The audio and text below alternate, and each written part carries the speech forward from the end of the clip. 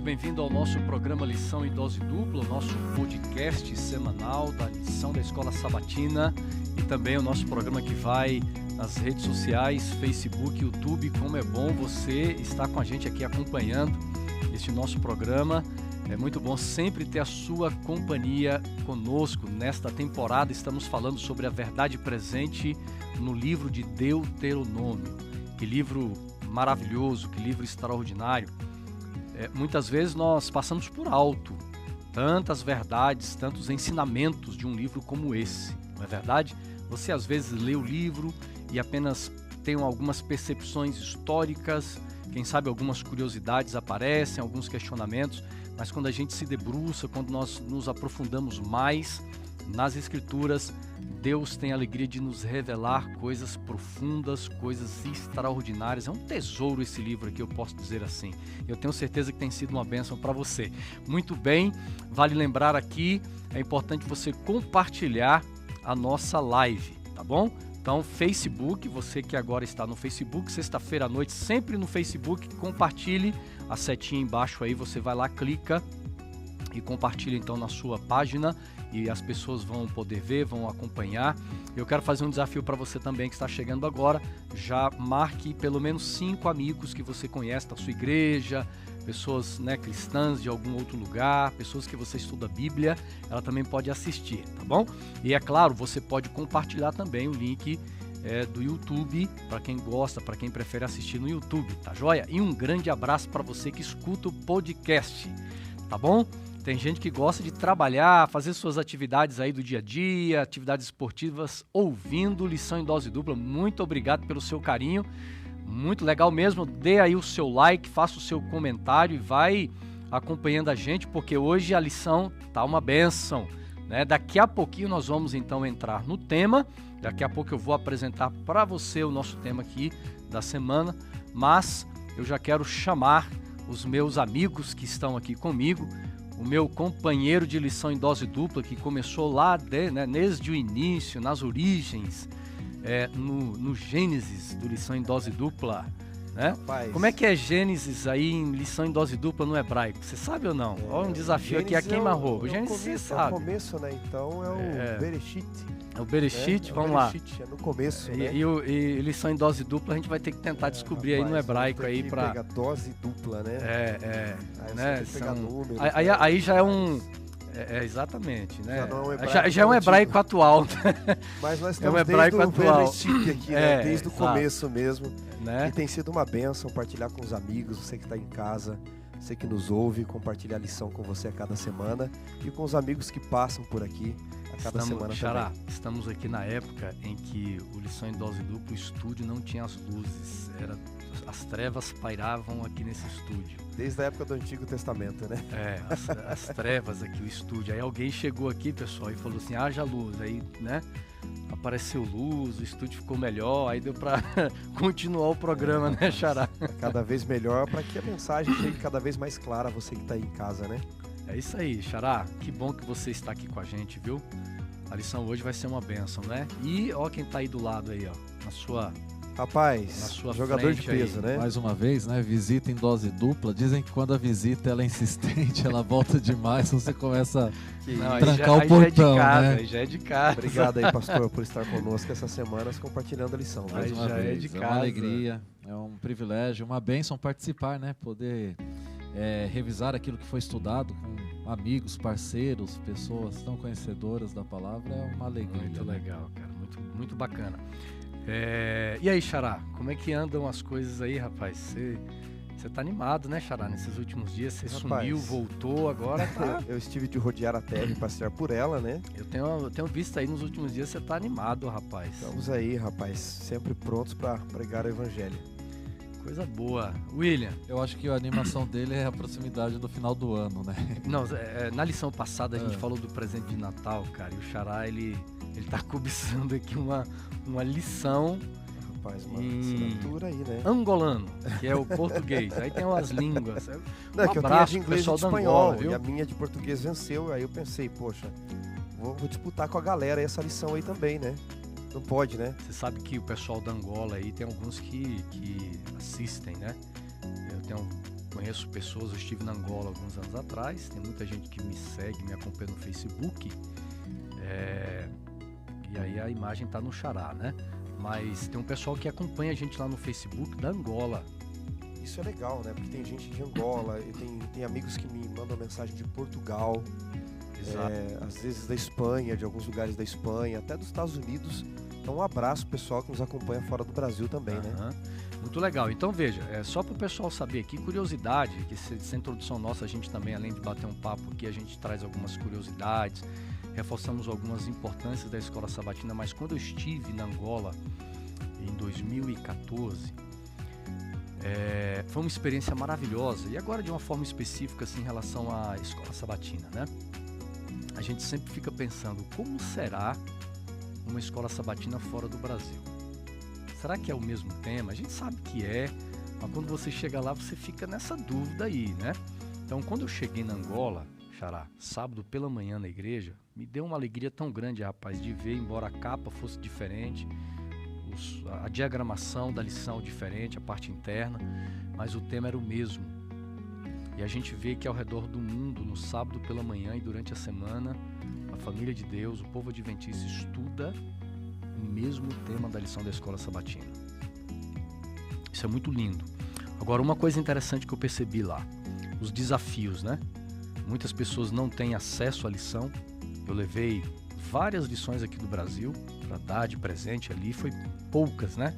Pelo tamanho da comunidade que nós tínhamos ali da igreja. Mas a gente percebe o seguinte, a alegria que aquele povo angolano tem de estudar a Bíblia, de estudar a lição. Uma sede da palavra, né? Fome da palavra, sede da palavra. A quantidade de Bíblias, várias versões.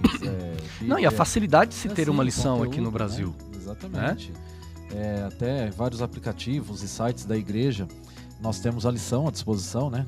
Temos a lição no aplicativo 7Me, no próprio site da Casa Publicadora Brasileira, e a gente acaba deixando de valorizar como poderíamos valorizar exatamente por termos em abundância, mas quanto maior é a oportunidade, maior será a nossa responsabilidade. Né? E o bacana é que eu perguntei pro pastor, né? Falei, pastor, então o pessoal não estuda a lição porque a maioria não tem? Ele falou, não, eles estudam todos os dias.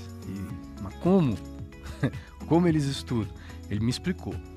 Existem duas formas. Um grupo vai para a igreja todos os dias, às 5 horas da manhã. Então, das 5 da manhã até às 6, eles estudam a lição na igreja, um grupo. E um outro grupo, eles estudam nos lares. Então, por exemplo, a pessoa tem uma lição, abre a casa, recebe os adventistas que moram ali nas cercanias, né? E eles então estudam a lição do dia juntos, como se fosse um pequeno grupo da Escola Sabatina. Eles cantam, estudam uma lição, estudam a Bíblia, oram e depois já vão, a partir das 6 da manhã, vão para suas atividades. E é muito interessante, muito bonito a gente ver, como nós comentamos agora há pouco, né? Quando vivemos na fartura, a fartura é uma bênção, mas ela também pode ser um perigo.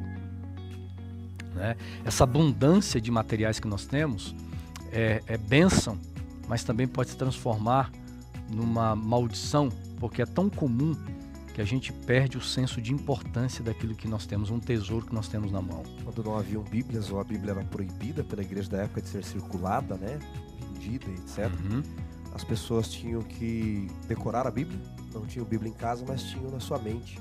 E os valdenses, por exemplo, né, que morreram aí para poder levar a palavra de Deus, alguns deles se preparavam o inverno inteiro para pregar a palavra de Deus e para levar porções da Bíblia. Eles tinham que rasgar a pele e costurar pedaços de Bíblia, que era em couro de pergaminho, por dentro da pele, para poder levar para outro lugar sem serem mortos. E hoje, às vezes, a gente tem várias Bíblias abertas em casa, na tela do celular, e não lemos. Verdade. Então aqui, lição em dose dupla, nós estimulamos você a estudar a palavra Bíblia. Nós vamos entrar agora no tema desta semana. Pedi ao pastor Wanderson Domingues, então, que faça a primeira oração, pedindo a bênção sobre todos nós. Vamos orar. Senhor, tema dessa semana para estudarmos a Tua Palavra sobre a conversão do coração. Não poderia ser mais propício, já virando agora o mês de dezembro que estaremos, no momento de Natal, onde nos lembramos que o Filho de Deus se tornou homem para os homens se tornarem seus filhos. Não é tão propício, aliás, não poderia ser outro propício momento tão importante de nós entregarmos o coração ao Senhor. Que a lição desta semana nos ajude a entender o que é conversão de fato, o que é transformação de fato, o que o Senhor espera de nós também, do teu povo, e o que o Senhor oferece a nós como nosso Deus. Então seja o nosso professor por Jesus. Amém. Amém. Meus amigos, temporada fantástica, chegamos a esse episódio desta semana, lição de número 9, episódio 9, com o título, o tema Convertam o seu coração. Eu estava observando um pouquinho sobre os temas que nós vamos encontrar no livro de Deuteronômio, e como nós já falamos várias vezes, ele é muito mais do que um livro histórico. Embora ele esteja na classificação, né, nós temos várias classificações ou divisões que classificam partes da Bíblia. Deuteronômio está no primeiro bloco, que são, chamamos de Pentateuco, os primeiros livros da Bíblia, e são livros históricos, mas nós também temos os livros históricos que estão um pouco adiante, temos livros poéticos, temos livros, os evangelhos, epístolas, né, cartas, temos também livros apocalípticos. Mas este livro de Deuteronômio, além de ser um livro que está nesse bloco do Pentateuco, além de ser um livro de história, mas ele é um livro também teológico, e quantos temas interessantes nós já vimos aqui. Por exemplo, aliança, vimos sobre obediência, falamos sobre a lei de Deus, né?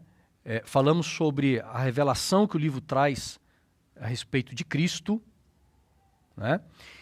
E veja, nós vamos entrar num tema muito interessante nessa semana, arrependimento.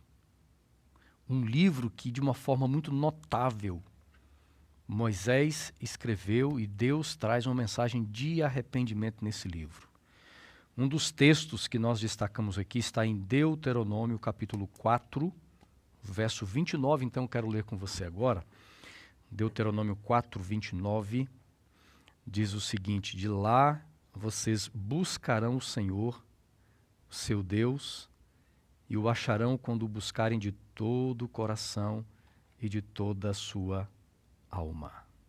Esse texto é muito, além de ser lindo, é um texto muito profundo, um texto revelador, é um texto que fala da graça de Deus, fala do amor, fala de arrependimento, fala de busca, mas fala de retorno, né?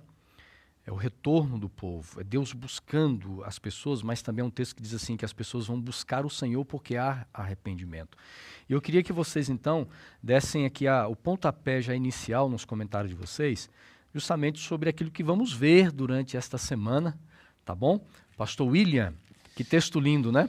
Maravilhoso. Na verdade, o Pentateuco é a repetição, né?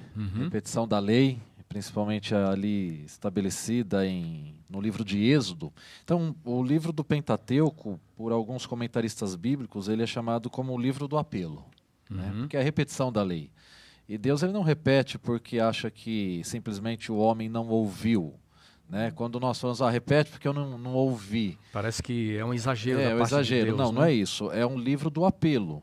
E a lição número 9, ela mostra um pouquinho do objetivo, né? Do cerne, o ponto central do porquê do apelo, né? Deus é o Deus do livre-arbítrio, Deus é o Deus da onisciência, que conhece todas as coisas, e sabendo todas as coisas, tendo nos concedido o livre-arbítrio em seu infinito amor, por não imaginar passar a eternidade sem a nossa presença, é que ele faz tudo, inclusive esse apelo, a segunda chance, né?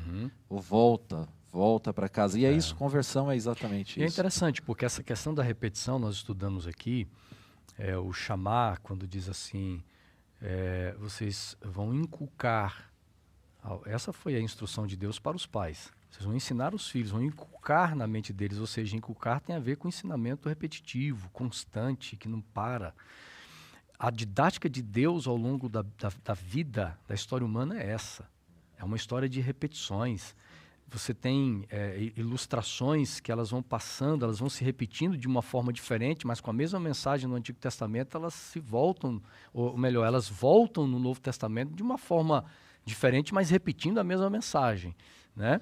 E esse texto aqui, ele é repetitivo em todas as escrituras, Xará. De uma forma diferente, mas a essência do texto bíblico ele é repetido em toda a escritura. Isso se repete, por exemplo, quando Salomão inaugura o templo, né, ali no livro de Reis e de Crônicas. Ele fala, Senhor, quando o teu povo pecar e eles buscarem ao Senhor de todo o coração, o Senhor vai ouvir dos céus, estrados dos teus pés, é a terra e tal. Então isso vai se repetir, nos Salmos isso se repete o tempo todo também, que é o povo buscando ao Senhor, seu Deus, não é? O que Moisés está nos mostrando aqui, amigos, no livro de Deuteronômio, precisamos nos lembrar, é que o povo deve se voltar para Deus, porque Deus buscou o povo. Onde é que começa o livro de Deuteronômio? Lá em Êxodo, capítulo 3, com o chamado de Moisés, onde ele aparece dizendo, eu sou quem eu sou, e certamente eu vi a opressão do meu povo que está no Egito e desci a fim de livrá-los. Então, Deus foi atrás do povo primeiro. Agora, notem, Deus ir atrás de você, Deus clamar por você, Deus apelar a você, não significa já que você está salvo. Ele vai respeitar o livre-arbítrio, Deus não passa por cima do livre-arbítrio humano. Então ele está apelando ao povo, eu busquei vocês, mas vocês precisam me aceitar. De que forma? Me buscando, se voltando de todo o coração para mim também. É interessante que nós, depois dessa introdução, nós vamos vendo aqui a lição da semana. Nós vamos nos concentrar, a gente vai dar uma atenção especial até mesmo a algumas palavras em hebraico, que elas trazem não só um significado da palavra, mas nos coloca dentro de um contexto mais amplo e profundo para a gente compreender.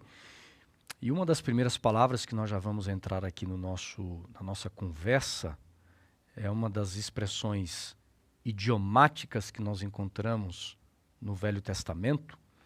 Expressões idiomáticas são palavras que acabam assumindo um significado diferente. A gente não pode utilizar, embora elas tenham um significado literal, mas elas acabam sendo utilizadas com outro significado, né? E, Xará, você que gosta dessa área bíblica, eu queria que você introduzisse, então, já na lição de domingo aqui, nós temos uma palavra que é muito importante quando nós entendemos o significado dela, para a gente poder entender essa dimensão do amor de Deus, da graça dele. Palavra que aparece em Deuteronômio 5, verso 29, né, por exemplo, não é? Miten, quem dera eles tivessem tal coração, que me temessem e guardassem o tempo todo todos os meus mandamentos. E aí diz, para o bem, né? Para o bem, para que bem lhes fosse a eles e aos seus filhos para sempre. Então, essa expressão, não é? Miten, que nos dará, é a expressão original, né? De iten, dará, ela serve aqui como um desejo, não é? Ah, como eu queria! Ah, se pudesse, não é? Essa expressão vira poesia e muitas vezes até na nossa língua, mas em hebraico é uma expressão de um clamor profundo do coração. Ah, como eu queria! É o que Deus está dizendo através de Moisés. Qual é o meu grande desejo? Que eles tivessem um coração que me amasse, que guardasse os meus mandamentos. O meu desejo profundo, ele está dizendo, é esse, que eles me amassem, porque eu os amo. Eu já dei mostras do meu amor para vocês. E o meu desejo é que vocês me amassem também. É interessante a leitura, William, dos textos bíblicos originais, tanto grego, hebraico, aramaico, é porque os autores eles conseguem trazer palavras que de verdade vão representar aquilo que eles queriam dizer, ou aquilo que Deus queria dizer. Nós já falamos aqui várias vezes a forma como Moisés se utiliza quando ele fala dos nomes, ele cita ou ele decide escolher um nome para Deus. Então, quando Moisés decide escolher um nome para Deus, não é simplesmente, porque eu achei isso mais bonito. Há uma intencionalidade. E aqui, mais uma vez, Moisés intencionalmente coloca uma palavra, porque o português é diferente. O português é uma língua muito interessante, mas o português, nós não conseguimos, às vezes, expressar realmente aquilo que nós queríamos com uma palavra. E já nas línguas originais a gente encontra isso. E esta é uma palavra que intencionalmente, William, Moisés coloca aqui para expressar algo que vinha dos lugares mais profundos, dos anseios de Deus em relação ao ser humano. Como o pastor Wanderson disse, é uma expressão idiomática, é uma gíria, né? fazendo uma comparação, é como na língua portuguesa, quando alguém se refere a que da hora, né? Está se referindo a algo que é legal, interessante. Além do desejo, como colocado, o que eu percebo, ao estudar um pouquinho aqui dessa raiz, dessa expressão idiomática, também revela o tamanho do amor de Deus, não só pelo desejo, mas principalmente pela consciência do que não tem. Trazendo isso para a prática, quando nós dizemos assim, quem dera eu tivesse aquela casa, demonstra o meu desejo em ter aquela casa, mas também demonstra a realidade que eu ainda não tenho aquela casa. Né? Quem dera eu tivesse aquele carro, os jovens que estão aí nos vendo, né? Quem dera eu tivesse aquela namorada. Além de expressar o desejo, demonstra onde eu estou e onde eu quero chegar. Então Deus, em seu infinito amor, aí sim é impossível achar palavras para expressar esse amor de Deus, né? Quando Deus declara quem dera, Ele está dizendo o seguinte, eu te quero tanto, mas eu não tenho. Mas Ele diz o seguinte, eu não vou desistir. Porque é interessante sua colocação, porque Deus tem todas as coisas. Sim. Deus pode criar o que Ele quiser, no tempo que Ele quiser, da forma como Ele quiser. O espaço, você tem aí os tesouros. A própria Bíblia diz assim, que tudo pertence ao Senhor, ou seja, tudo que eu tenho, na verdade, Ele me colocou para eu administrar. Deus tem tudo. E a gente olha no Jardim do Éden. Eu me lembro da história de semana passada que você trouxe do filho que processou os pais, né? Isso. Processou os pais. O filho, em outras palavras, ele queria dizer o seguinte, vocês me tiveram, mas esse processo é um recado que eu quero dizer para vocês o seguinte, eu não quero vocês. Embora os pais tivessem gerado aquele filho, mas o filho não queria os pais. Então, a gente olha para esse contexto, Deus tem tudo, mas lhe falta algo. E é até estranho, Xará, a gente pensar nessa ótica. Poxa, mas falta algo para Deus? Falta algo para Deus? Falta o ser humano para Deus, diante de um Deus que pode todas as coisas? E essa palavra realmente vai expressar algo que Deus não pode ter. Ele deu liberdade para que o ser humano pudesse escolher, né? Por isso que o me, né, que é uma pergunta mesmo, literalmente quem, né? E esse me tem é quem me dará, né? Aqui está, quem me dera. Mas Deus está de fato perguntando, quem me dará tal coração? Quem me dará andar nos meus caminhos? Quem? Quem será essa pessoa que vai outorgar a Deus, presentear Deus com tal coração? E é uma pergunta ansiosa, né? Livre-arbítrio, é uma expressão de desejo de Deus, mas ao mesmo tempo mostra o quanto Deus ele nos ama, não é? Ele, como você falou, ele poderia ter tudo, poderia até nos forçar a sermos escravos dele, mas ele não aceita isso. Não, e outra... Isso liberdade. Isso é mais uma prova do livre-arbítrio que Deus dá para o ser humano. Sem dúvida. Aqui em Jó, né, a lição de domingo mostra alguns dos vários textos que tem essa repetição, né? E Deus faz a pergunta, né? Jó fazendo a pergunta, quem dera que se cumprisse o meu pedido, né? Que desejo que nós temos de que Deus realmente possa ouvir os desejos do nosso coração. Então, isso é uma via de mão dupla. Tanto nós, muitas vezes, nos afastamos de Deus, e Deus, em seu infinito amor, está sempre disposto a nos buscar, dando a oportunidade de renovação, como nós também demonstramos isso através da fé, na paciência, no esperar, né? Quem vai responder? Quem dera, né? Deus fizesse isso, mas a confiança é entender de que, da mesma forma que Deus me amou primeiro, eu também posso amar a Deus, e isso é um desenvolvimento da fé, da confiança de que Deus está fazendo o melhor, porque Ele é aquele que espera o nosso arrependimento, o nosso retorno a Ele, né? Muito bem, continuando aqui, meus amigos, que essa lição muito linda. Porque o capítulo 4 de Deuteronômio, nós estamos voltando nesse capítulo, ele já foi capítulo de estudo aqui, de análise. Do primeiro verso até o verso 20, por exemplo, do verso 1 ao 20 do capítulo 4 de Deuteronômio, nós vamos encontrar algo muito interessante. A exortação de Deus ao povo para que eles não caíssem na armadilha de quebrar os mandamentos, principalmente o primeiro e o segundo mandamento, não terás outros deuses diante de mim, e o segundo, o problema das imagens, que a gente comentou na semana passada, Xará. Você chegou a falar sobre essa questão das imagens aqui. Isso ficou muito claro para Israel. Vocês não podem, lembre-se, vocês não podem fazer. Ele vai dizendo aqui nos versos, né? Ele diz assim, ó, não acrescentem, verso 2, não acrescentem nada àquilo que eu estou ordenando a vocês, né? Eu tenho posto diante de vocês os estatutos, juízos, para que vocês possam cumprir, né? O verso 6 diz assim, portanto, guardem e cumprem essas leis, porque isso é sabedoria. Ele vem falando sobre isso aqui, né? Verso 9, tenham cuidado e guardem bem a tua alma, né, para que vocês não se esqueçam das coisas que os seus olhos têm visto. Ele vai falando sobre isso aqui, vai orientando, etc. e tal. Mas, quando nós chegamos um pouquinho adiante, Deus, como Deus conhece todas as coisas, ele já vai dizendo, ele já vai apresentando que o próprio povo de Israel falharia. Então, o capítulo 4, dos versos 1 até o verso 28, nós temos um pano de fundo, onde Deus apresenta de uma forma clara o caminho que eles deveriam seguir, mas quando a gente chega a partir do versículo 29 e 31, Deus já está dizendo o seguinte, vocês vão cair.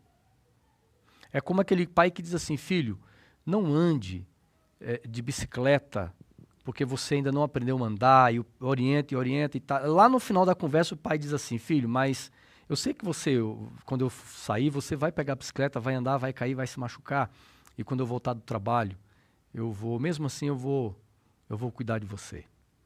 Essa capacidade que Deus tem de entender, de ler o futuro. E estes versos, eu queria que você pudesse ler, Xará, Deuteronômio 4, dos versos 29 a 31, porque eles estão no centro dessa parte do nosso estudo aqui. Deuteronômio, capítulo 4, os versos 29 a 31. Ok, vamos lá. Verso 29 diz, de lá buscarás ao Senhor teu Deus e o acharás quando buscardes de todo o teu coração e de toda a tua alma. Quando estiver em angústia e todas estas coisas te sobrevirem nos últimos dias, e te voltares para o Senhor teu Deus, e lhe atenderes a voz, então o Senhor teu Deus não te desamparará, porquanto é Deus misericordioso, e nem te destruirá, nem se esquecerá da aliança que jurou aos teus pais. Até o 31 mesmo, né? Até o verso 31. Então aqui fica claro nesse texto bíblico essa graça incrível. A graça de Deus, né? A graça de Deus é maior do que os nossos erros. Isso está expresso no Novo Testamento, na parábola da ovelha, do filho pródigo, que erra, e Deus dizendo aqui ao seu povo, ainda que vocês errem, ainda que vocês sejam vencidos pelo pecado, vocês vão se lembrar que a minha graça é maior do que os seus erros. Quando vocês me quiserem, quando vocês me aceitarem, eu estaria aqui por vocês. Por que o povo deveria buscar a Deus? Eles é que estavam perdidos, não é Deus que estava perdido. Esse ato de buscar aqui, a lição até nos traz, não é? A palavra veshavat, ou vesvat, ela vem de teshuvá também, que é um retorno para Deus. Não é bem uma busca porque Deus se perdeu, né? Há um ditado no Oriente Médio que diz assim, quando você perceber que Deus está longe, adivinha quem se afastou? Eles vão buscar no sentido de voltar-se, porque eles é quem estavam perdidos, mas eles sabem exatamente onde Deus está. Porque na parábola quem busca é o pastor, né? E não a ovelha. Exatamente. Mas na do filho pródigo, o filho volta. O filho volta. Exato. Um fato... Boa a sua colocação, porque até naquele tempo havia, durante a história, o desenvolvimento de pensamentos teológicos com respeito a isso, né? Por um certo tempo se pensava o seguinte, que sempre o pastor é que somente tomava a iniciativa de buscar, ou seja, sempre Deus buscava. Em algum momento eles pensaram o seguinte, não, mas tem a parte humana tem que voltar-se para Deus, o ser humano perdido tem que se voltar para Deus, né? Então quando a gente vai ler as histórias bíblicas, Jesus ele vai colocando o seguinte, que Deus participa, mas também tem a participação humana que é menor, né? Mas aqui nesse contexto bíblico aqui, Xará, aparecem essas duas palavras que são importantes aqui para a gente colocar, né? E aí você continua, tá, William? Que é converter, voltar e se arrepender. Eu não sei se eu te cortei ou não, isso né? Mesmo, isso Era mesmo. isso aí, né? Mas eu queria que a gente trabalhasse um pouquinho, então, essa ideia aqui de conversão, converter, voltar, arrepender-se. Porque tem muita gente que tem dificuldades até de entender, então, né? Eu até separei aqui, eu estava olhando essa palavra quando a gente estava se preparando aqui, e eu separei uma imagem, não sei se o Tiago vai poder colocar essa imagem neste momento aí, para nós explicarmos essa palavra. Então, teshuvá, que é de onde vem a palavra, não é voltar-se, vesvat, e elas vêm de uma raiz hebraica que é a palavra suv. Suv é voltar, não é? Então, vocês têm aí na tela de vocês, e aí vocês devem estar pensando aí, colegas, espera aí, eu conheço hebraico, isso aí não é hebraico, né? O que é isso daí? Paleolítico, ugarítico, não é? Isso é o proto-hebraico, tá? Isso é o proto-hebraico. E as palavras aqui é meio desenho mesmo, elas acabam lembrando ainda. E vocês têm ali o Shin, o Vav e o Beit, que são as 3 letras que formam a palavra Suv, né? Porque o B é Vet ou Bet em hebraico. E está aí na tela. Pode colocar de novo, Tiago, por favor? Então, a palavra Teshvat, que tem na lição, né, e Vestvat, elas vêm de Shuv, que é voltar-se. E elas têm 3 consoantes, está aí na sua telinha agora, que é a letra S, V ou B em hebraico, e o B mesmo, né, de Beit, não é? Então, é o Shin, o Vav e o Beit. Shin, pode perceber que ele parece, é o que está aí para vocês da direita para a esquerda, porque em hebraico se lê de trás para frente, ele parece 2 dentes, perceberam? Que parece dente. E aí, por isso que ele significa afiado ou comer. Era dali que eles tiravam a ideia das palavras. O Vav, que está ali no meio, ele tem uma ideia ali de segurança ou de gancho. Perceba que parece até um ganchinho, não é? E o Beit, que é esse quadradinho aí para muitos ali, ele é tenda ou casa. Então, pode passar a próxima, Tiago? A palavra Shuv, que vem dessas 3 consoantes, pode pôr a próxima, ela significa literalmente voltar-se ou apressar-se em segurança para casa. Então, converter-se, teshuvá, é voltar para um lugar seguro, para um lar seguro. E aí eu coloquei o texto ali de Jeremias 18:15, onde ele diz: contudo, o meu povo se tem esquecido de mim, queimando incenso inúteis, fizeram-se tropeçar nos meus caminhos e nas veredas antigas para que andassem por atalhos não aplanados. Deus quer que seu povo se volte para ele. Então, o que significa literalmente se converter? Conversão, que pode voltar aqui, Tiago, que os crentes usam muito essa linguagem. Significa literalmente voltar-se para um lar seguro, voltar-se para um lugar seguro. Quando Deus fala que seu povo se converta a Ele, volte para Ele, Ele está dizendo: vocês estão num lugar que não é bom para vocês. E o meu desejo é que vocês se voltem para mim, que sou um lugar de segurança, uma habitação segura para vocês. Nessa linha de raciocínio, então, nós conseguimos enxergar que tem 2 tipos de retorno. Porque se a origem da palavra diz que é voltar-se, não é apenas voltar-se para um lugar seguro. Porque muitas vezes eu posso me voltar para um lugar não seguro. E a lição vai tratar isso, né, mas só abrindo esse parêntese, do verdadeiro arrependimento e do falso arrependimento. Como você utilizou aí a questão da origem da palavra voltar para casa, para um lugar seguro, eu me lembrei da parábola de Jesus, né? Você pode construir uma casa sobre a areia ou sobre a rocha. E a rocha é Jesus, esse lugar seguro é Jesus. Então, como é bonito, né? E também é um alerta para todos nós da verdadeira conversão para o verdadeiro arrependimento, a verdadeira conversão para o falso arrependimento ou a falsa conversão. Né? Agora é o seguinte, eu vou abrir um parêntese aqui. Dentro do tema. Isso aqui não é para a gente viajar aqui na maionese, não. É dentro do que... a lição não toca nesse ponto, mas baseado na sua explicação de voltar para um lugar seguro, e a segurança nós sabemos que é Deus. Conversão é voltar para Deus. Exato. Veja, quando Israel no exílio, eles entenderam que precisavam voltar-se para Deus, não era simplesmente voltar para a terra, não era simplesmente voltar para uma Jerusalém destruída e reconstruir Jerusalém, mas muito mais do que isso. É se voltar para o Deus verdadeiro. Aí a gente entra no seguinte, vamos trazer para os nossos dias. Conversão, a gente lida com isso todos os dias. Tanto com pessoas que estão conhecendo o Evangelho, nós lidamos com pessoas que são cristãs adventistas.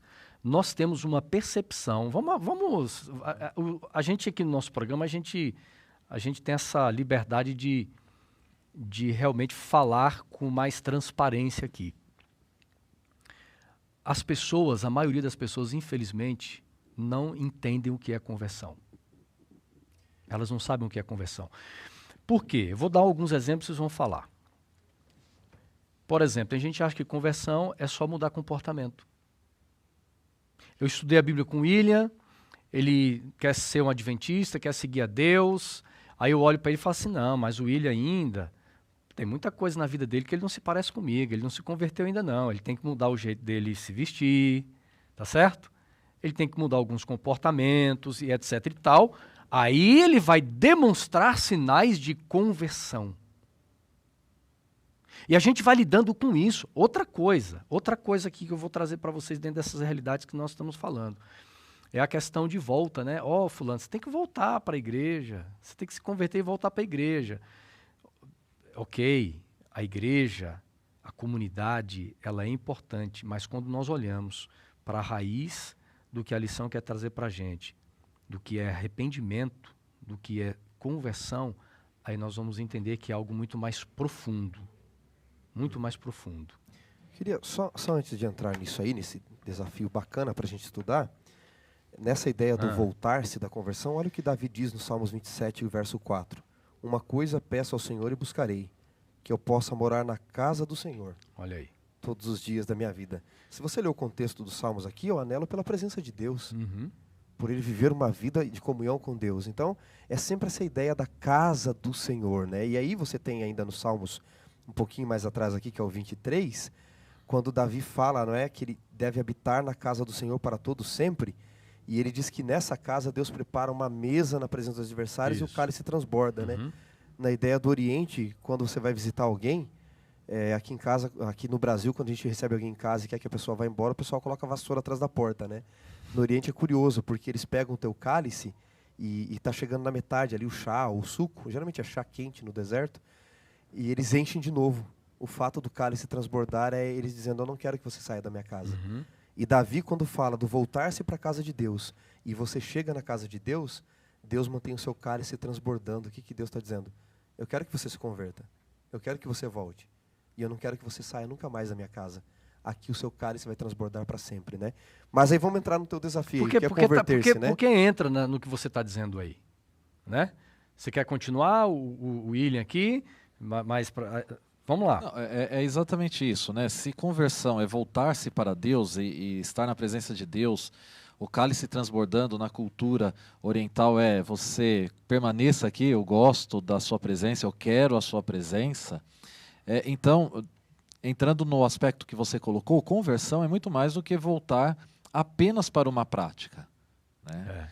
Porque eu posso me prender no processo em vez de estar atento à essência. O que nós precisamos é da pessoa de Cristo Jesus, o que nós precisamos é da ação de Deus em nossa vida, ação restauradora.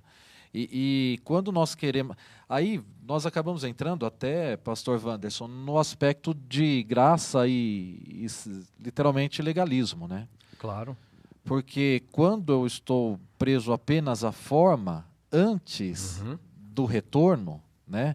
Ou mesmo no processo do retorno, que muitas vezes no processo do retorno, retornar, o que é um peregrino retornar para a terra dele? Às vezes ele vai chegar lá e vai encontrar tudo destruído, como o povo encontrou o templo, os muros destruído. Então muitas vezes a forma ela é impossível, porque você não tem o como, né? E isso ocorre na nossa vida. Às vezes alguém quer se voltar para Cristo Jesus, Jesus está chamando, ele diz o seguinte, olha, espera, eu não posso ir ainda porque eu tenho que aqui fazer minha barba, cortar o cabelo, mas é Deus quem realiza isso em nós e por nós. Então, quando nós invertemos esse processo, é que corremos um risco muito grande, né? Exato, claro, porque veja bem, as pessoas elas alteram as ordens das coisas. Mudança de comportamento é simplesmente o fruto do meu retorno ao lugar seguro. Não é isso mesmo? Exato. Veja, conversão no trânsito é mudar de sentido, né?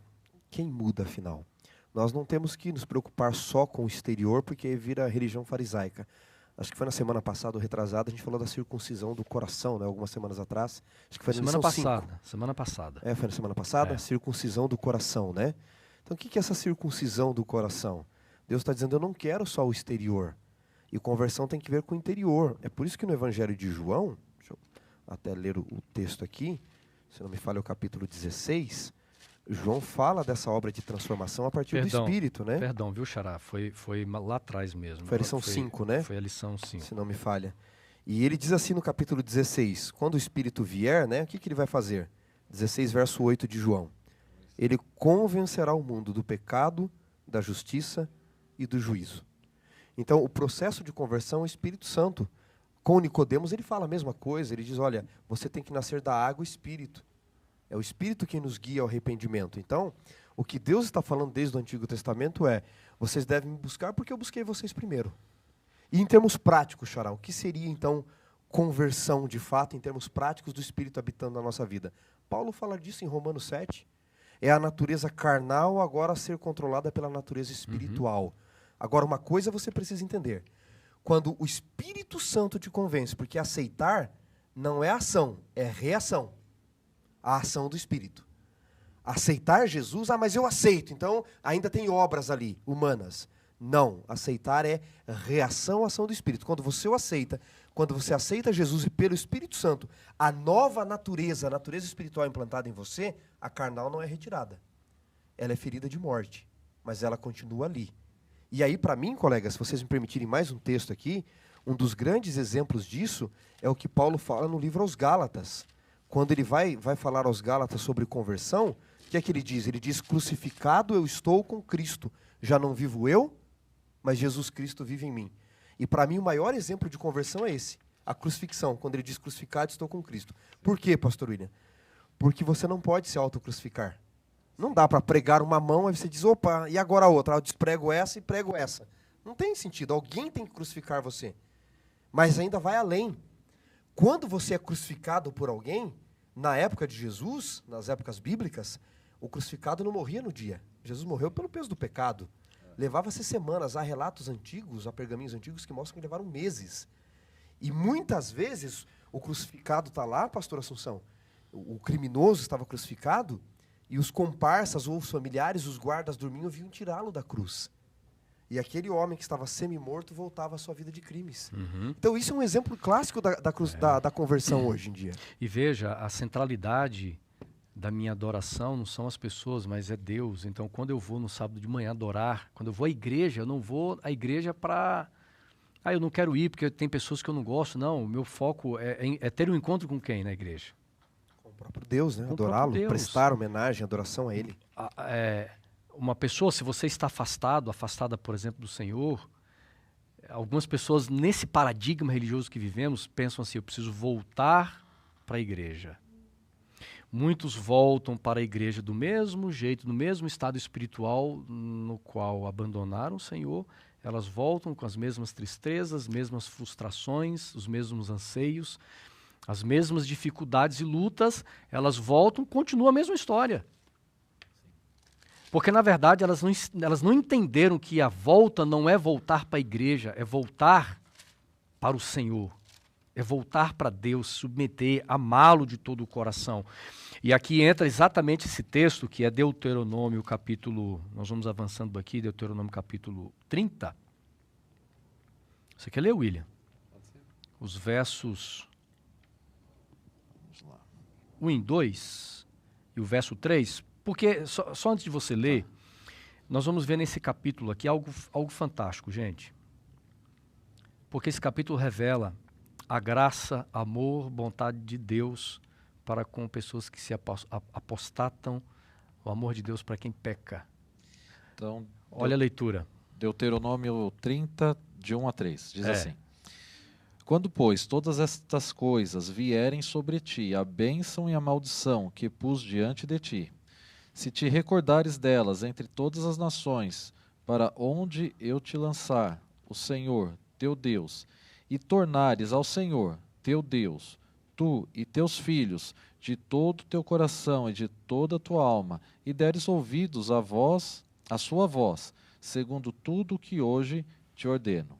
Então, o Senhor, teu Deus, mudará a tua sorte, e se compadecerá de ti, e te ajuntará de novo de todos os povos, entre os quais te havia espalhado o Senhor, teu Deus. Aí nós voltamos aqui ao princípio da repetição, né?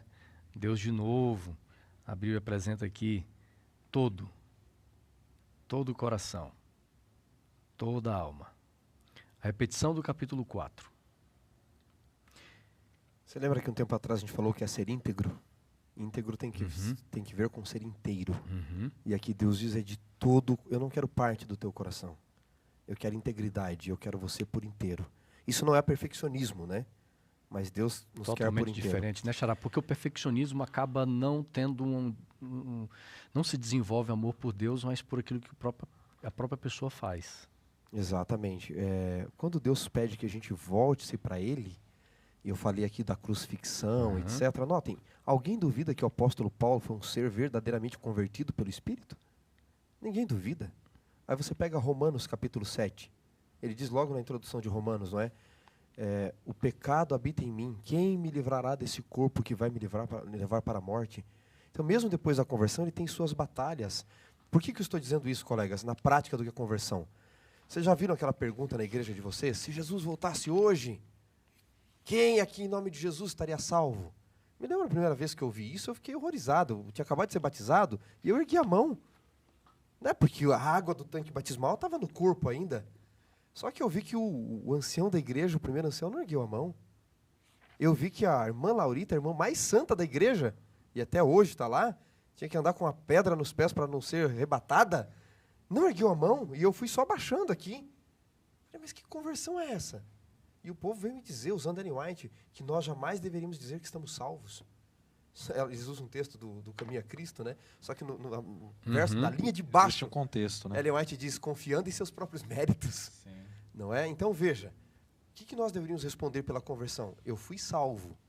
Eu fui salvo. Você está convertido? Você tem pecados na vida? E se Jesus voltasse hoje?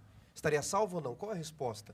Você deveria dizer, olha, eu fui salvo pela graça de Cristo da escravidão do pecado. Eu era escravo do pecado. Hoje, pela atuação do Espírito na minha vida, eu estou sendo salvo do poder do pecado. E quando Jesus vier a segunda vez, eu serei salvo da presença do pecado. Então, eu fui salvo, eu estou sendo salvo e eu serei salvo. Esse é o processo de conversão.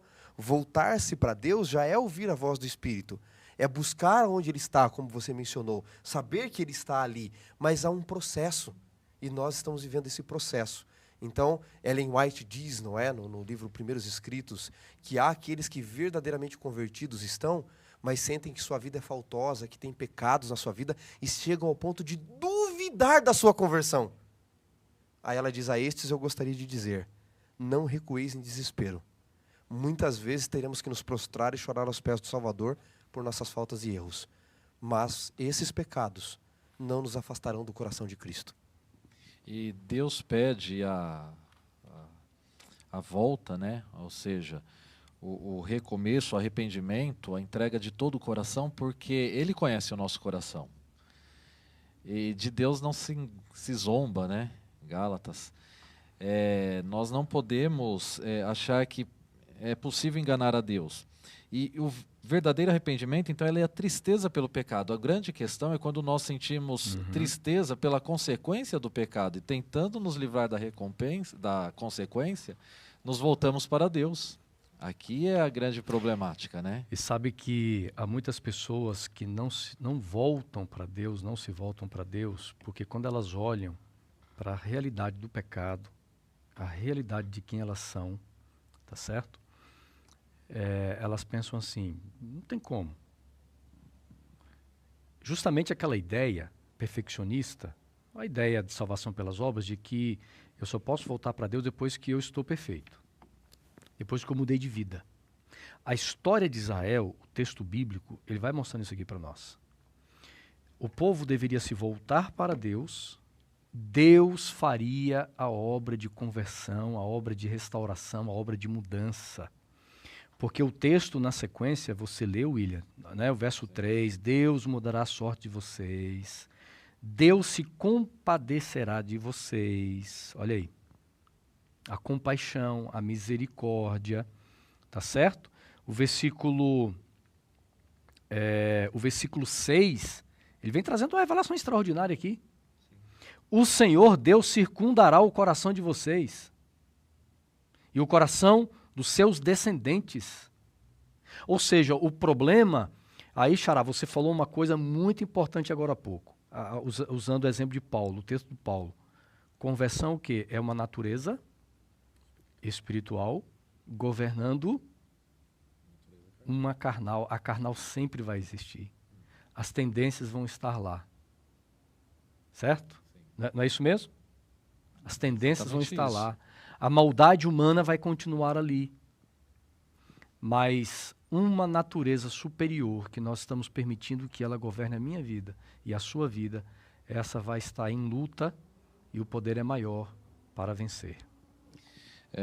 Esse é o procedimento, é entender que Deus, na jornada da nossa vida, Ele está nos acompanhando, na pessoa do Espírito Santo. E a pessoa do Espírito Santo que nos convence do pecado, da justiça e do juízo, é o mesmo que nos mantém no trilho. Quando eu digo nos mantém no trilho, né, ou seja, ao nos convencer, ele nos mostra quando estamos seguindo o caminho errado. A lei de Deus nos ajuda a tudo isso. Então é uma questão realmente de processo e de ordem das coisas. Vocês sabem que em matemática a ordem dos fatores não alteram o produto. Mas na espiritualidade nós não podemos usar esse mesmo argumento, que daí ele se torna perigoso. Nós podemos sair do caminho e achar que estamos indo pelo caminho correto. Porque existe um processo. Primeiro é a ação de Deus. E aí nós respondemos. E a resposta também ela tem que ser por amor, não apenas por interesse. Porque Deus sonda os corações, Ele conhece. E o que Deus deseja é transformar. Se a minha conversão ela só vai ocorrer depois que eu me transformar, então por que da existência de Deus? Se eu não preciso da ação dele para a minha transformação. Eu não precisava nem do Salvador na cruz. Então tudo isso é muito importante, porque alguns dizem, eu não preciso me arrepender, né? Porque eu já aceitei Jesus, já fui batizado, já guardo os 10 mandamentos. Essa foi a realidade do jovem rico. Mas ainda assim ele necessitava de uma conversão. E a conversão foi proposta por Cristo Jesus. Vende tudo o que tens e segue-me. Né? O seguir a Cristo Jesus é exatamente a mudança do caminho. Eu queria trazer para vocês aqui na parte final do nosso tema essa relação que há entre arrependimento e conversão, porque há muitas pessoas convencidas de que estão convertidas. Tá certo? Então, vou repetir a frase aqui para você ouvir. Há muitas pessoas que estão convencidas de que são ou estão convertidas, ou que são convertidas. Tem um texto, Xará, de Atos capítulo 5, verso 31, e a gente vai terminar então o nosso tema de hoje, justamente falando sobre essa relação de arrependimento e conversão, porque é muito, muito importante isso ficar muito claro para a gente. Né? Deus precisa descortinar diante de nós esses dois temas aqui, Atos 5, 31, olha que texto interessante nós encontramos. Atos 5, Atos, né? Capítulo 5, verso 31. Você pode ir abrindo a sua Bíblia aí, nós vamos fazer a leitura desse texto. Diz assim, Atos capítulo 5, verso 31. Deus, porém, com sua destra o exaltou, príncipe e salvador, a fim de conceder a Israel arrependimento e remissão de pecados. Então veja, tem um texto aqui, Xará, de Ellen White, porque o texto que você acaba de ler, ele fala algo interessante. A fim de conceder a Israel arrependimento e o quê? E remissão. Ou seja, baseado nesse texto, em outros textos bíblicos, nós chegamos à conclusão de que arrependimento não é um fruto de mim mesmo, de minha própria natureza, certo? É isso mesmo para a gente entender, porque nós já comentamos uma outra vez um pouco sobre isso, essa dimensão do que Deus faz para salvar o homem, em Deuteronômio, salvar o homem hoje. E o tema também fala sobre arrependimento. Arrependimento é fruto de quem? Vamos entender um pouquinho então sobre esse tema para a gente poder conversar a conversão e a gente finaliza aqui o nosso tema de hoje. Quem nos conduz, quem nos convence do pecado, da justiça e do juízo é o Espírito Santo. Ele é o Espírito Santo. Lógico que nós temos que reagir aceitando, não é? É Ele quem realiza em nós o querer e o efetuar, diz a palavra de Deus, não é? Agora, Estava até confirmando aqui se era Calvino. O Calvino dizia o seguinte, né, que a conversão tira o cristão do mundo. O arrependimento tira o mundo do cristão. Então ele está dizendo o seguinte, é uma tristeza profunda. Porque quando eu vejo quem Deus é e Ele me convence de que eu sou pecador, eu não quero ferir mais o meu Salvador. Então o que a Bíblia está nos prometendo aqui, em arrependimento, não é, e remissão de pecados, o perdão dos pecados, está dizendo o seguinte, se você se converter, você entendeu que estava no caminho errado, agora vem a tristeza profunda por aquilo que você fazia. Ainda que as pessoas não saibam, é só você e Deus que sabe, não é? Então é o Espírito quem nos convence, é o Espírito quem produz em nós o querer e o efetuar, mas nós temos que reagir permitindo o trabalho dele na nossa vida, e agora eu tenho que entender que santificação é glorificar a Deus. O fruto de um pé de laranja vai ter que ser a laranja, não pode ser limão, porque o fruto do Espírito Santo na minha vida são frutos de bondade. Isso demonstra arrependimento e demonstra que eu estou com uma outra direção agora. Só completando, quando se fala de reação, muitos podem pensar assim, então a fé cristã ela é para os fracos, para as marionetes, ou seja, a salvação aparentemente é uma graça barata, quer dizer, Deus opera tudo, né? E é isso que a Bíblia nos diz, mas essa reação ela é consciente. É como nós tomarmos uma decisão de não ter uma reação. E às vezes tem até brincadeiras de crianças em que alguém tem que contar ali algo engraçado, uma piada, e quem está ouvindo, ele não pode rir. Ou seja, as reações não necessariamente elas são inconscientes. As reações elas são muito conscientes. São provocadas, né? Elas são provocadas. Então Deus provoca, mas eu ainda tenho a liberdade de tomar a decisão de falar, eu não vou responder, não vou reagir como Deus está provocando, como Deus está propondo. Então, o processo de salvação ele é todo e completo em Deus, em Cristo Jesus. Mas aí muitos perguntam, e qual é a nossa parte? É exatamente a decisão dentro do livre-arbítrio, em dizer sim, eu quero reagir como Deus está propondo que eu reaja. Né? E veja, dentro do conceito de arrependimento, Ellen White fala, Xará tocou numa parte desse ponto, ela diz assim, o verdadeiro arrependimento, verdadeiro, é mais que tristeza pelo pecado. Então vamos lá. Então, arrependimento envolve tristeza pelo pecado. Mas é mais que isso, né? Mas é uma tristeza profunda. Só que vai além disso, porque ela diz o seguinte, também é uma decidida renúncia ao mal. Você sente tristeza e você renuncia. E não é fácil renunciar, porque é exatamente a luta da carne. A carne deseja. E aqui fala de tristeza, renúncia. Tristeza, renúncia. Isso todos os dias. Todos os dias a gente precisa estar trabalhando isso. Tristeza e renúncia. É estar triste porque o Espírito Santo causa isso, mas é renunciar. Né? Esse tema sobre arrependimento era um tema que fazia parte da mensagem de João Batista. Mateus capítulo 3, o versículo 1 e 2 diz assim, naqueles dias apareceu João Batista pregando no deserto da Judéia e ele dizia, você que gosta de João Batista, Xará, arrependam-se, porque está próximo o reino de Deus. Xará, eu fico pensando agora o seguinte, como que aqueles homens judeus, porque o texto aqui, você vai entender logo adiante, tinha vários fariseus, mestres da lei, essa galera toda. Tanto é que o João Batista dá uma na jugular deles, né? Um pouco mais embaixo aqui, João Batista é duro com eles.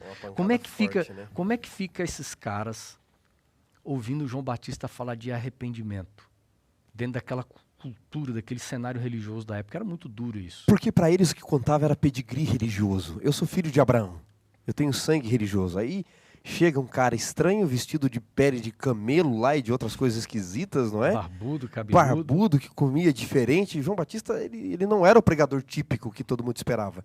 Não vestia os finos linhos do templo, nem pregava no templo.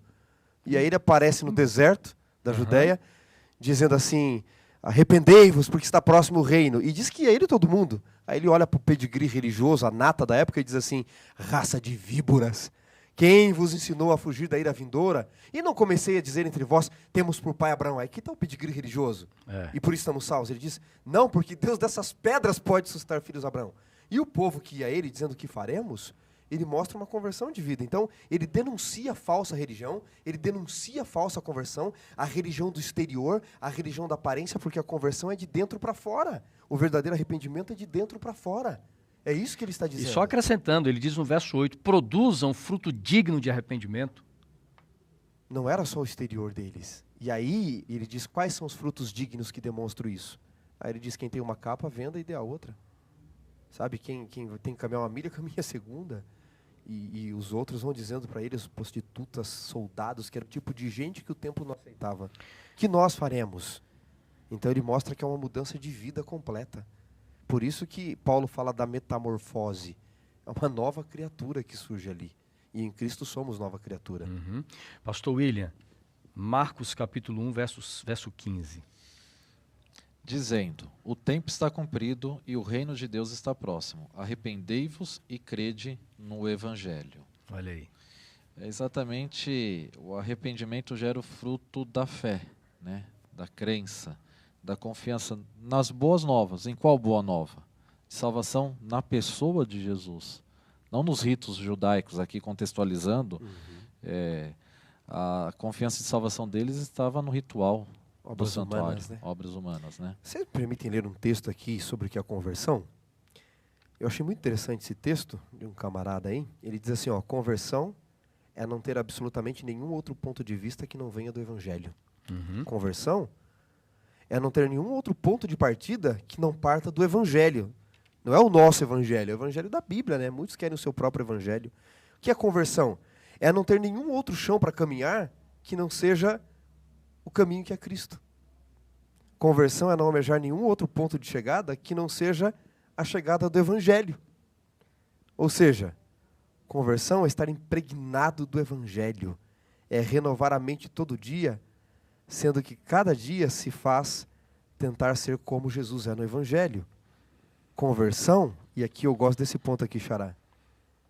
Conversão é ver o mundo no mundo. E ver mundo também no que se chama igreja, lar em si mesmo. Conversão é saber que nós temos que ser guiados pelo Espírito. Fantástico, viu? A gente poder entender que as coisas elas não são separadas. A forma como Deus tem lidado comigo e com você hoje. Sabe, Deus, o Espírito Santo tentando mexer conosco nos lugares mais profundos da nossa vida, nos levando a ter uma tristeza por aquilo que nós fazemos contra Deus, porque o pecado é contra Ele. Fere a Ele, né, antes de Fere tudo. a Ele. E assim, eu sei que eu estou sendo prolixo aqui, talvez, mas é que eu gosto demais desse tema, né? Olhem só o sentido da palavra, né? Que nós temos aqui do latim, que o português vem. Conversão. Deus quer uma nova versão de nós mesmos pelo Espírito. E não é uma melhora, né? Não é melhora. Ellen White diz que conversão, salvação, não é melhorar o velho, é fazer tudo novo. Tudo novo. Novos céus, nova terra, Paulo, tudo é novo. Paulo salvação, diz isso né? em 2 Coríntios 5,17, né? Nova criatura. Uma nova criatura Nova em Cristo. criatura. Então, uma nova versão. Eu pergunto para você que nos ouve e nos assiste. Uma vez que você encontrou Cristo por meio das lutas da vida, de tudo que lhe aconteceu já, o Espírito lhe guiando, quantos conhecem uma versão de você que já não existe mais? Que não te vem há 5, há 10 anos? Ô, William, beleza, você é o mesmo. Não, eu não sou o mesmo. Eu tenho que ser diferente. Eu sou eu mesmo, mas não sempre o mesmo, porque no Espírito é uma nova criatura. Conversão é uma nova versão de você pelo Espírito. E é aquilo que Paulo diz, né? Não sou eu quem vivo, mas Cristo vive em mim. É um processo diário, né? Se não for diário, nós podemos, às vezes, cair no descrédito, né? Uma baixa autoestima e falar eu não tenho valor porque eu prometo para Deus. Mas é nessa luta diária em que a graça de Cristo se manifesta, né? Se manifesta exatamente em mostrar e apresentar aquilo que o ser humano não entende. Aquilo que o ser humano não entende. E onde se fala de conversão, nós pensamos sempre na forma. Quando se fala de conversão, é lógico que a gente pensa ainda numa jornada e num caminho. Mas e quando essa jornada e esse caminho não existe mais? A gente lembra do ladrão na cruz, né? Houve conversão? ele apresentou sim, mas não foi por muito tempo essa conversão. Então a gente pensa, não, eu sou convertido, então vou demonstrar. E é isso mesmo, é exatamente isso, não é diferente, tem que ser assim, é uma vida que tem que gerar frutos. Mas como isso é diário, e diariamente nós precisamos morrer em Cristo e com Cristo Jesus, então não venhamos perder a oportunidade de pedir perdão só porque eu já pedi um monte de vezes. E quando nós entendemos o que é conversão, isso liberta. Nós não podemos ter medo de Deus nos fazer novas criaturas. Tem gente que tem medo. Tem gente que tem medo de se entregar a Cristo, tem gente que tem medo de se batizar, tem gente que tem medo de se unir a Ele. Tem gente que tem medo daquilo que Deus é capaz de fazer na sua vida. Então, a nossa oração diária tem que ser, Senhor, eu decidi entregar minha vida a Ti, então, para mim tem que ser tudo diferente. Eu não posso ser um pai melhorado. Eu tenho que ser um pai novo, a partir do momento que eu me converto. Um marido novo, uma mulher nova, uma mãe nova. Senhor, como é que são os meus lábios agora, depois que eu me converti? Né? Continua o mesmo vocabulário, muda? Tem que mudar, tem que ser novo. As palavras que saem dos nossos lábios tem que ser o fruto dessa nova criação que Deus está fazendo na sua vida, a forma como você enxerga as coisas, a forma como você enxerga os problemas. Eu notei uma coisa na pandemia, muitos cristãos na pandemia se mostraram velhas criaturas, porque não conseguiam olhar para os momentos difíceis como nova criatura. O cristão na adversidade, ele enxerga diferente porque ele é novo. Ele é novo, ele enxerga as adversidades de uma forma diferente, ele começa a enxergar o dinheiro dele agora de um jeito diferente, ele começa a enxergar a família de um jeito diferente, ele passa a pensar sobre trabalho de uma forma diferente, é uma ótica do reino de Deus. Né? Então que Deus torne você essa nova criatura, uma verdadeira conversão, muito mais do que os aspectos externos da vida, mas começando nas camadas mais profundas, a sua forma de pensar, aquilo que é real para você, a sua cosmovisão, os seus valores de vida, que a conversão impacte as suas crenças, os seus valores, o seu comportamento e tudo mais na sua vida. Que Deus te abençoe. Muito obrigado por você nos acompanhar em nosso podcast, em nosso programa. Obrigado, Xará, mais uma vez. Obrigado, William, uma alegria pela nossa parceria aqui. Prazer. Uma grande bênção de Deus. Semana que vem tem mais. Nós já estamos aí chegando na lição 10. Daqui a pouco termina o trimestre, hein, rapaziada? E a lição de ano. E a lição 10 continua aqui com um tema extraordinário. Já vou dar um spoiler aqui do tema. Lembre-se e não se esqueçam. Eu tenho certeza que vai ser uma lição tremenda. Lição de número 10. Vai acompanhando a gente nas redes sociais. Um grande abraço. Compartilhe aí. Tá bom? Você que está assistindo no Facebook, YouTube, que Deus abençoe você. Nós vamos terminar pedindo a bênção de Deus pela sua vida. Pastor William, pode orar. Senhor nosso Deus, muito obrigado porque em nome de Cristo Jesus nós podemos pedir o perdão dos nossos pecados. Muito obrigado porque através do Teu amor e a ação do Espírito Santo em nossa vida, nós conseguimos sentir repúdio pelo pecado. Podemos nos arrepender. E podemos, através do perdão concedido, ser novas criaturas em Cristo Jesus. Venha abençoar todos estes que estão nos ouvindo neste momento, nos assistindo, para que o Teu poder possa inundar o coração, a vida, a mente, e a esperança possa ser vivida a cada dia. A esperança do Teu breve retorno. Isso lhe suplicamos e agradecemos em nome de Jesus. Amém, ó Deus.